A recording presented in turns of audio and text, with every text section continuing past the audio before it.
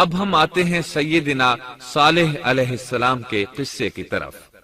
دن گزرتے گئے اور لوگ ایک بار پھر ابلیس لعین کے وسوسے میں آ کر کفر کی طرف پلٹ آئے، کیونکہ ابلیس کسی بھی شخص کو وسوسے میں ڈالے بغیر نہیں چھوڑتا۔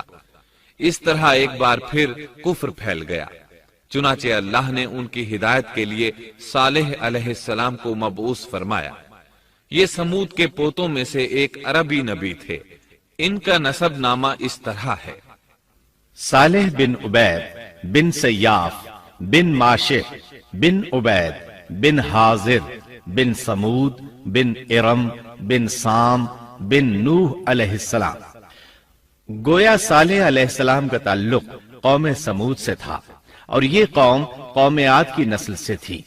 سمود کی قوم نے یمن کو خیر باد کہا اور جزیرے سے شمال کی طرف منتقل ہو گئے، پھر وہاں ہجر نامی ایک بستی میں جا ٹھہرے۔ قرآن کریم کی سورۃ الحجر اسی بستی کے نام سے موسوم ہے۔ قوم عاد کا تذکرہ سورۃ الحجر کے علاوہ سورۃ الاحقاف اور سورہ ہود میں بھی ہے۔ اللہ تعالیٰ سورۃ الحجر آیت 80 میں فرماتے ہیں، اور ہجر والوں نے بھی رسولوں کو جھٹلایا۔ ہجر قوم سمود کا مرکزی شہر تھا، اب وہ مدائن صالح کے نام سے مشہور ہے۔ یہ شہر مدینہ منورہ کے شمال مغرب میں 380 کلومیٹر کے فاصلے پر واقع ہے۔ یہ لوگ بھی پہاڑوں کو تراش کر گھر بناتے تھے۔ یہ صنعت اور کاریگری انہوں نے قوم عاد سے وراثت میں پائی تھی۔ اللہ تعالیٰ سورۃ الفجر آیت 9 میں فرماتے ہیں، اور قوم سمود کے ساتھ کیا کیا جنہوں نے وادی میں بڑے بڑے پتھر تراشے تھے۔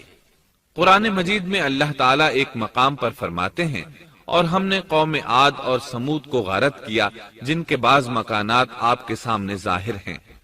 ان کے مکانات ان کی تباہی سے لے کر اب تک موجود ہیں۔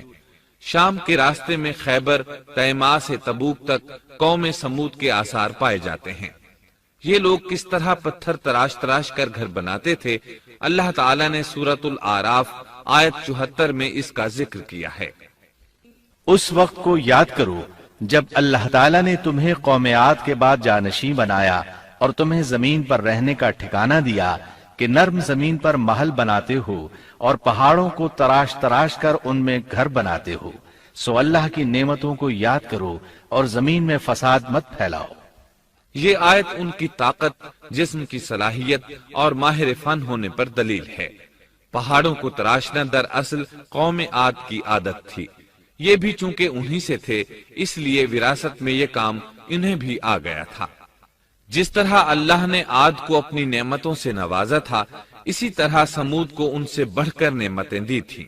اللہ تعالیٰ صالح علیہ السلام کی زبانی ان سے فرماتے ہیں، اے قوم سمود، کیا تمہیں ان چیزوں میں بے فکری سے رہنے دیا جائے گا، یعنی باغات، چشموں، کھیتوں اور کھجوروں میں جن کا خوشہ ملائم ہے، اور تم پہاڑوں کو تراش کر پرتکلف گھر بناتے ہو، پس اللہ سے ڈرو اور میرا کہنا مانو۔ لیکن ان لوگوں نے ہر طرح سے قوم عاد کی پیروی کی، نصیحت پکڑنے کی بجائے بتوں کی عبادت شروع کر دی۔ اللہ نے ان کے درمیان صالح علیہ السلام کو مبعوث فرمایا۔ آپ نبوت ملنے سے پہلے بھی عقل مند اور علم والے تھے، باعزت گھرانے سے تعلق رکھتے تھے، اپنے معاملات میں لوگ ان سے مشورے لیتے تھے، لہٰذا انہیں ایک خاص مقام حاصل تھا۔ لیکن جب آپ نے انہیں ایک اللہ پر ایمان لانے، اس کے سوا کسی کی عبادت نہ کرنے کی دعوت دی تو ان کا ساتھ چھوڑ گئے۔ جواب میں ان سے کہنے لگے، اے صالح، اس سے پہلے تو ہم تجھ سے بہت کچھ امیدیں لگائے ہوئے تھے۔ مطلب یہ کہ پہلے تو ہمارے نزدیک آپ کا بہت مرتبہ تھا، مقام تھا، ہمیں آپ سے بہت امیدیں تھیں، لیکن آپ نے تو یہ باتیں کہہ کر ہماری ساری امیدوں پر پانی پھیر دیا۔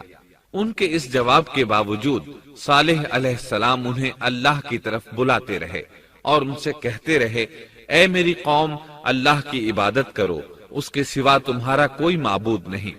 تمام انبیاء کی اپنی اپنی قوم کو یہی دعوت تھی کہ اے لوگو، اللہ کی عبادت کرو، اسی نے تمہیں زمین سے پیدا کیا ہے، اسی نے تمہیں زمین میں آباد کیا ہے، اس سے معافی طلب کرو، یقیناً میرا رب قریب ہے، اور دعاؤں کو قبول کرنے والا ہے۔ اے میری قوم، تم نیکی سے پہلے برائی کی جلدی کر رہے ہو۔ اللہ سے معافی کیوں نہیں مانگتے کہ تم پر رحم کیا جائے؟ اللہ سے ڈرو، میری اطاعت کرو، حد سے گزر جانے والے بے باک لوگوں کی اطاعت سے باز آؤ۔ وہ ملک میں فساد پھیلا رہے ہیں اور اصلاح نہیں کرتے۔ صالح علیہ السلام نے ہود علیہ السلام کی طرح اپنی قوم کو نصیحت کی، لیکن ان ظالموں نے بھی اسی طرح کفر کیا جیسے قوم عاد نے کیا تھا۔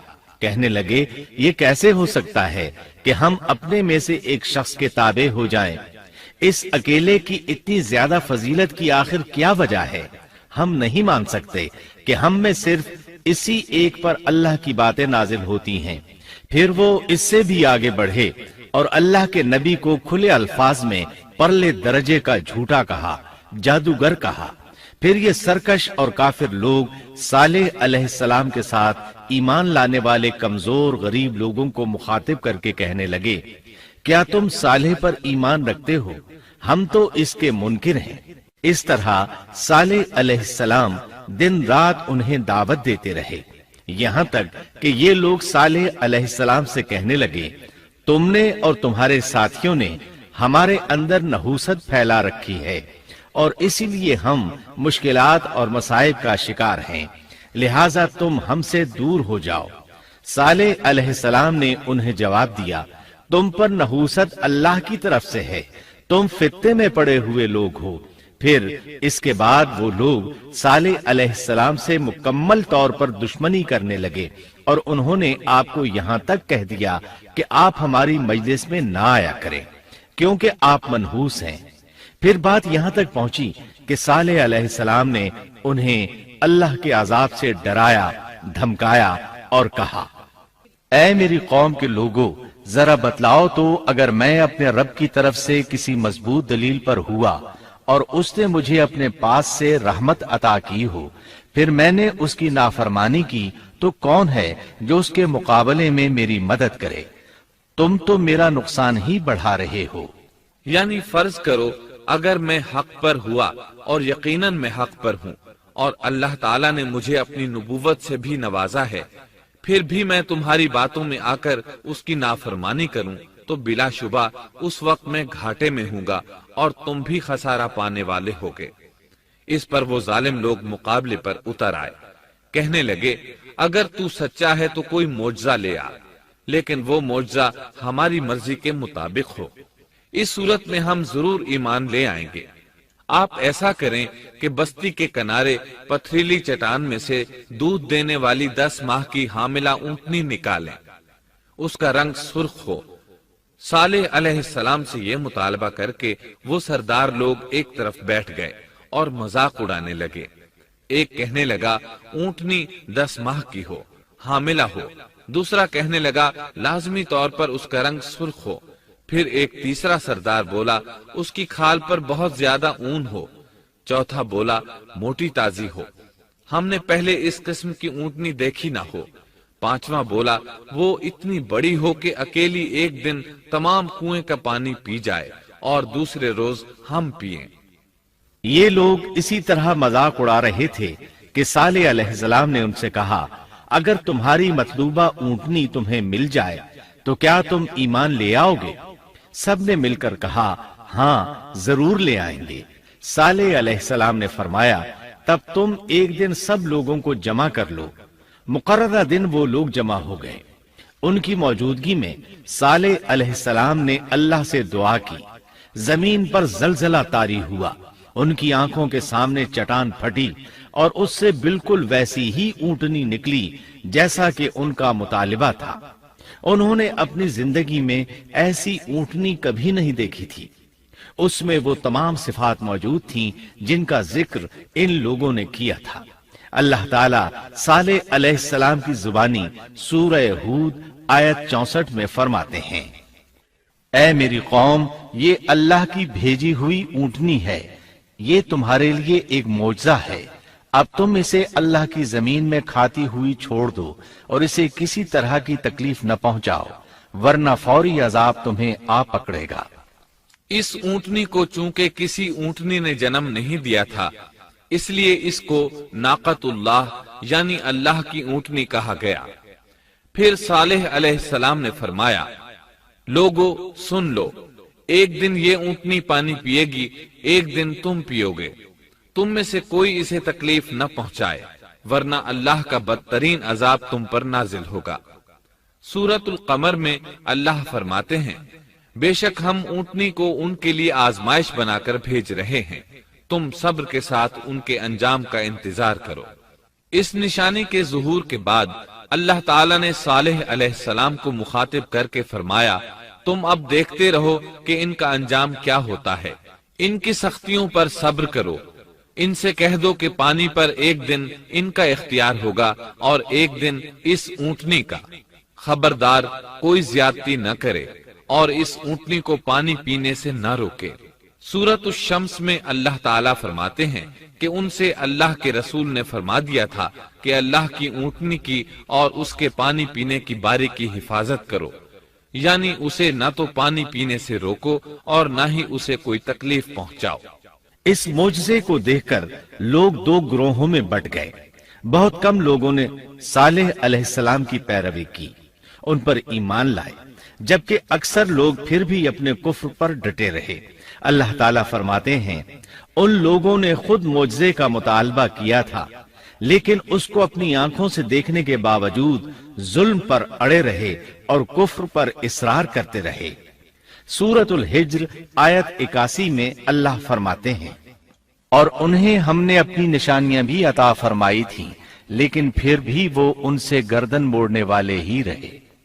اسی طرح سورہ بنی اسرائیل میں اللہ تعالیٰ فرماتے ہیں، ہم نے قوم سمود کو نشان کے طور پر اونٹنی عطا فرمائی تھی، لیکن انہوں نے اس پر ظلم کیا۔ بلا شبہ وہ ایک واضح نشانی تھی، کوئی شخص یہ نہیں کہہ سکتا تھا کہ جادوگروں نے اسے پیدا کیا ہے۔ وہ اونٹنی ان میں موجود رہی، ان کے علاقے میں جہاں چاہتی چرتی، جب کنویں پر پانی پینے جاتی تو سارا پانی پی جاتی، وہ لوگ اس کا دودھ پیتے، دودھ سب کے لیے کافی ہو جاتا۔ ان کی آنکھوں کے سامنے اس نے ایک بچے کو جنم دیا، وہ شکل صورت میں بالکل اپنی ماں جیسا تھا، لوگ اسے دیکھ کر تعجب کرتے، بچہ اونٹنی کے ساتھ رہتا، یہ ایک واضح نشانی تھی، اس پر جادو کا گمان کیا ہی نہیں جا سکتا تھا۔ وہ اونٹنی ایک عرصے تک ان لوگوں میں رہی۔ اللہ فرماتے ہیں، ہم نے قوم سمود کو بطور نشان کے ایک اونٹنی دی تھی، لیکن انہوں نے اس پر ظلم کیا، حالانکہ یہ نشانیاں ہم لوگوں کو ڈرانے کے لیے ہی بھیجتے ہیں۔ وہ لوگ اس اونٹنی کو دیکھ کر متعجب ضرور ہوئے، لیکن ایمان پھر بھی بہت کم لوگ لائے، حالانکہ اس نشانی کے بعد انہیں چاہیے تھا ایمان لے آئیں۔ پھر ایک دن قوم کے سرداروں نے مشورہ کیا کہ اگر ہم نے صالح کو اسی طرح چھوڑ دیا تو کہیں لوگ ہمیں نہ چھوڑ دیں اور صالح کے پیروکار بن جائیں۔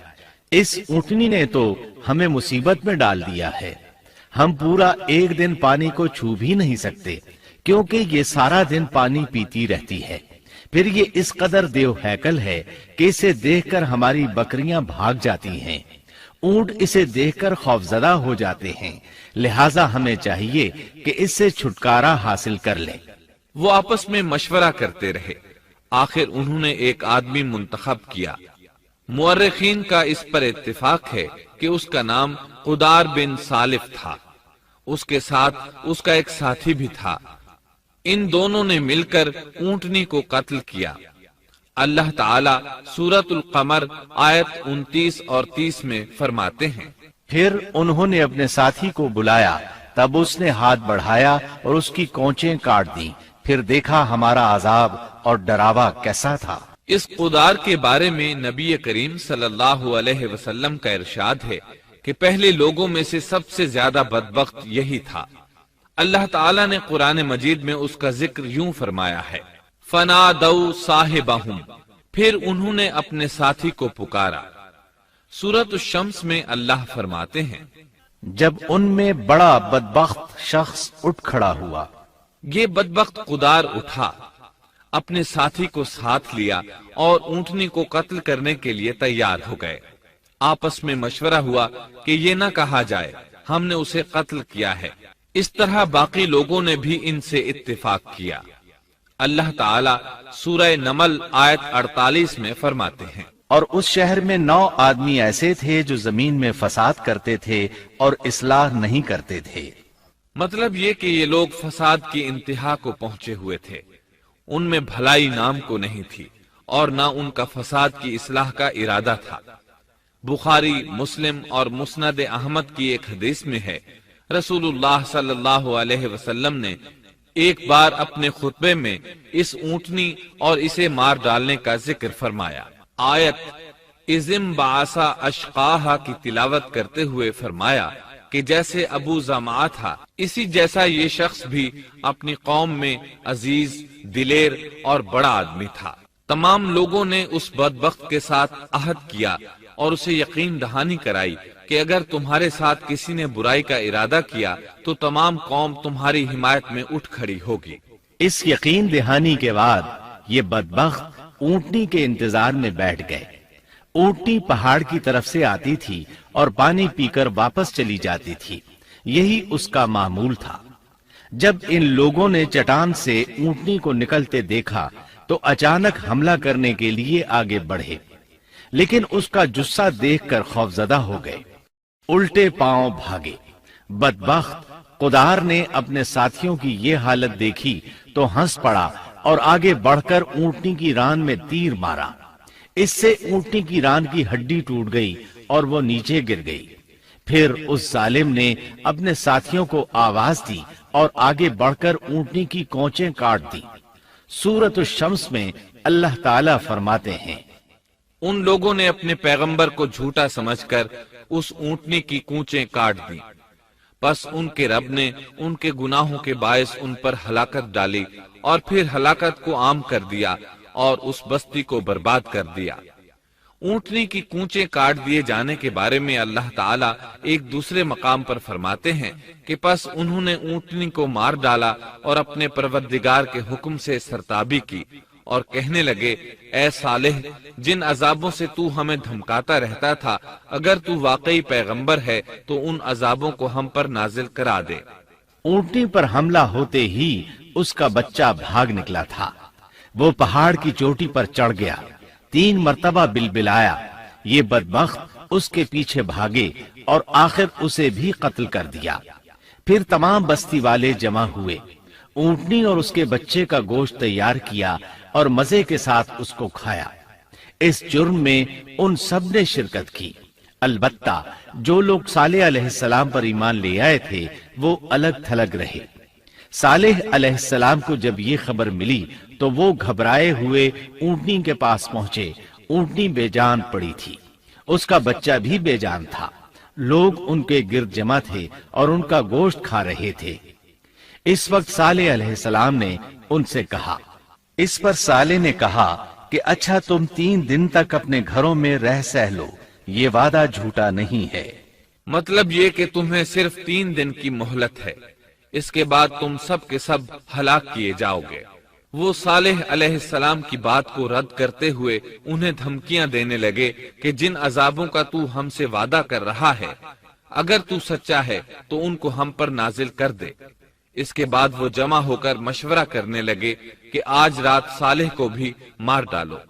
ان کے اس مشورے کے بارے میں اللہ تعالیٰ سورۃ النمل آیات 48 اور 49 میں فرماتے ہیں، اس شہر میں 9 سردار تھے، وہ زمین میں فساد پھیلاتے رہتے تھے اور اصلاح نہیں کرتے تھے۔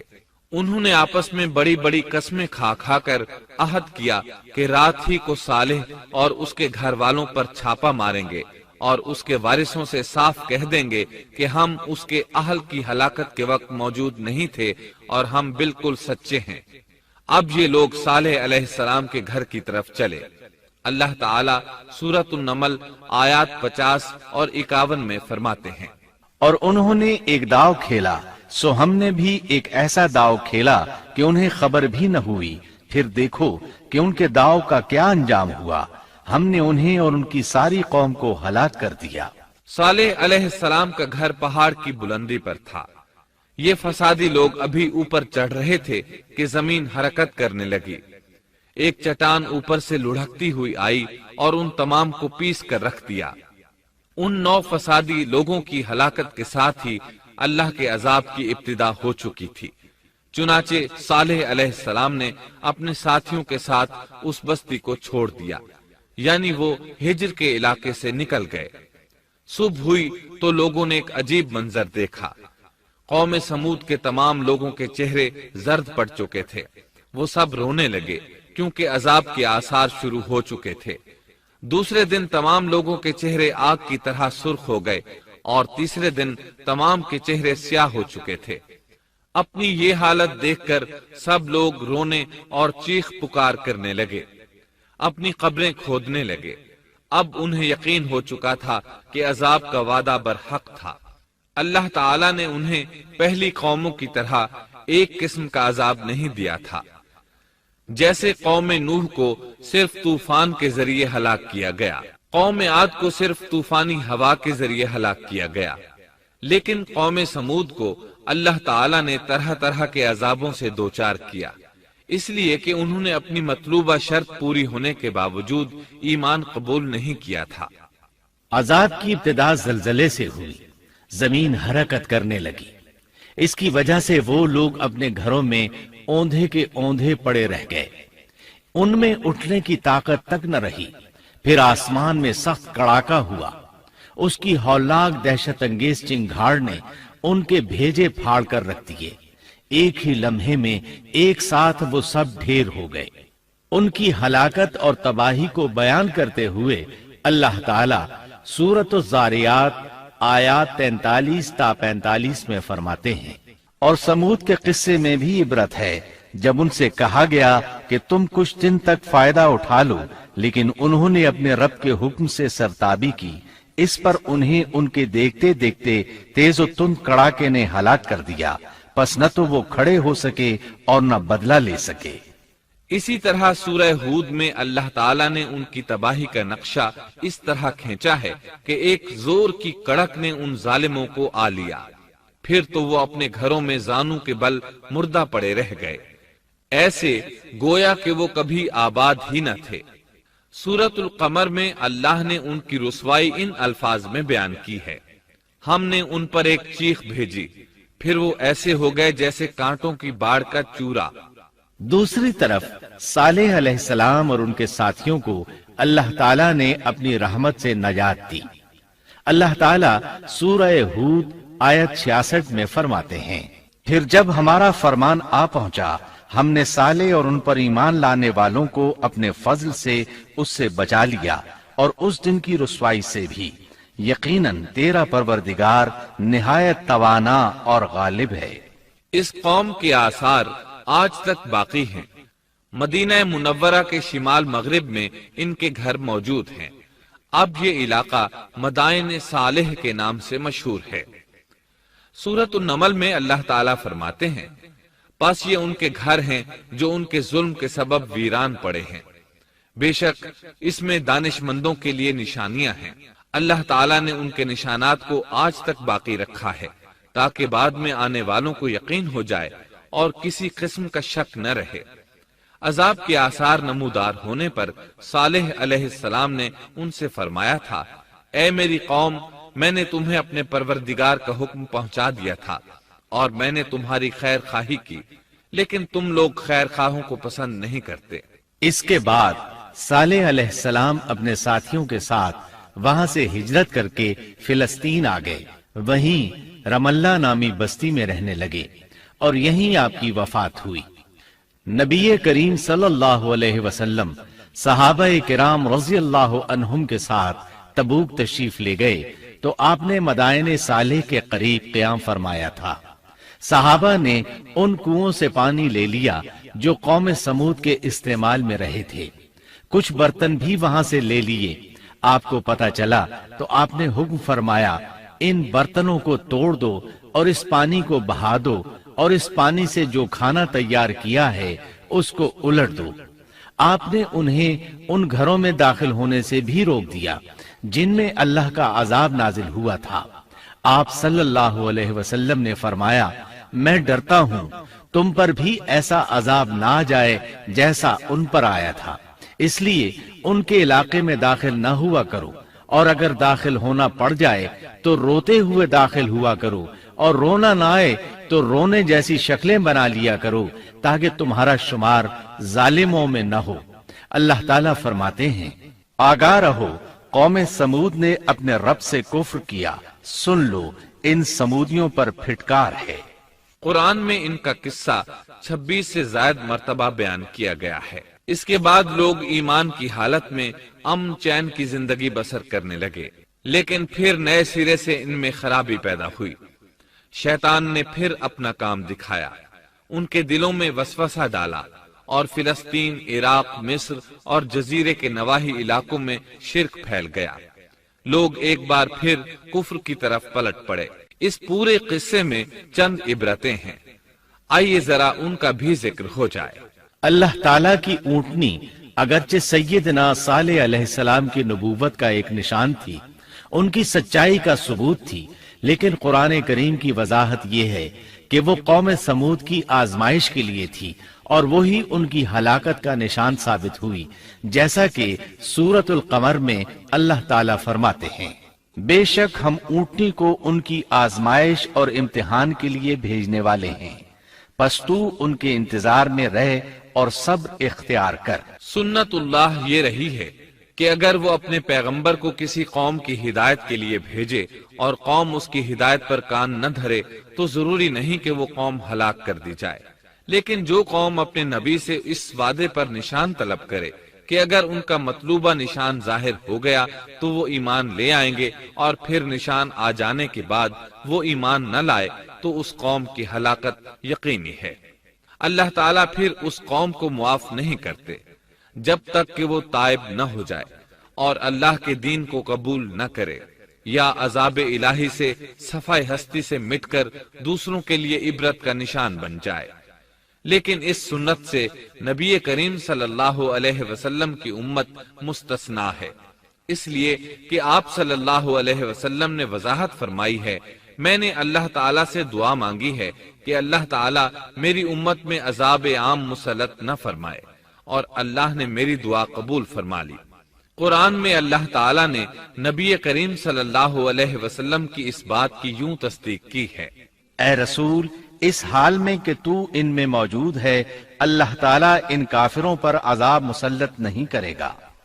اور یہ ایک خطرناک غلطی ہے، نفس کا دھوکہ ہے کہ انسان عیش و عشرت اور دنیاوی جاہ و جلال کو دیکھ کر یہ خیال کر بیٹھے، یہ گمان کر لے کہ جس قوم یا فرد کے پاس یہ سب کچھ موجود ہے وہ ضرور اللہ تعالیٰ کے سائے میں ہے، اور یہ کہ ان کی یہ خوش عیشی اس بات کی علامت ہے کہ اللہ تعالیٰ کی خوش نودی ان کے ساتھ ہے۔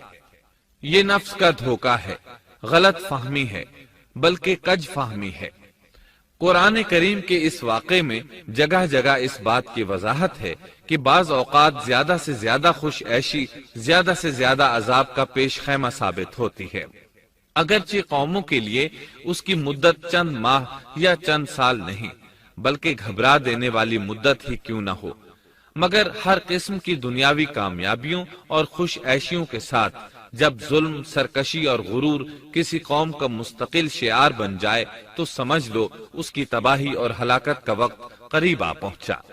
اللہ تعالیٰ فرماتے ہیں، تیرے رب کی پکڑ بہت سخت ہے، لیکن اس کے ساتھ ہی یہ بات بھی ہے کہ کسی قوم میں تمام تر خرابیوں کے باوجود اگر قوم سے اکثر افراد اللہ کے شکر گزار ہوں، اس کے بندوں کے ساتھ انصاف کرنے والے اور آپس میں نیک نیت اور خیرخواہی کرنے والے ہوں، تو بلا شبہ وہ اللہ کے ہاں مقبول بندے ہیں، اور انہی کو دنیا اور آخرت کی کامیابیوں کی بشارت ہے، اور انہی کے لیے یہ دنیاوی عیش اللہ کی بے انتہا نعمتوں کی علامت ہے۔ انہی الفاظ پر سیدنا صالح علیہ السلام کا قصہ اختتام کو پہنچا۔